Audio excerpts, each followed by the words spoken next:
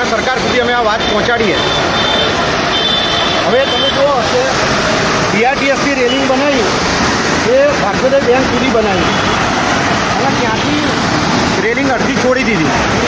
હવે એ રેલિંગ ત્યાંથી બધા અહીંયાથી જે આવતા હોય એ અહીંયા ટર્નિંગ પડે એટલે ત્યાંથી કોઈ વનવેમાં આવે એ સામેવાળા વાહન બીજી તરફથી આવતા વાહનને દેખાય નહીં અને સીધું એક્સિડન્ટ થાય.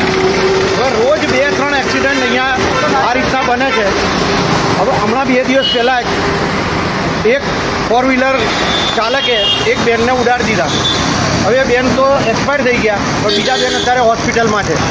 હવે આવા રોજે રોજ આવા ઇન્સિડન્ટ બનતા હોય આ બીઆરટીએસના અધિકારીઓની બેદરકારી ખુલ્લેઆમ દેખાઈ રહી.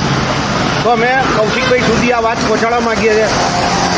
અમે એએમસીના પ્રભારીશ્રી એમની પાસે આ વાત પહોંચાડવા માગીએ છીએ. અમે સરકાર સુધી આ વાત પહોંચાડવા માગીએ છીએ કે તમે પ્રજા માટે સુવિધાઓ ઊભી કરો પણ અધિકારીઓ બેદરકારી કરે તેનો ભોગ પ્રજા બને છે.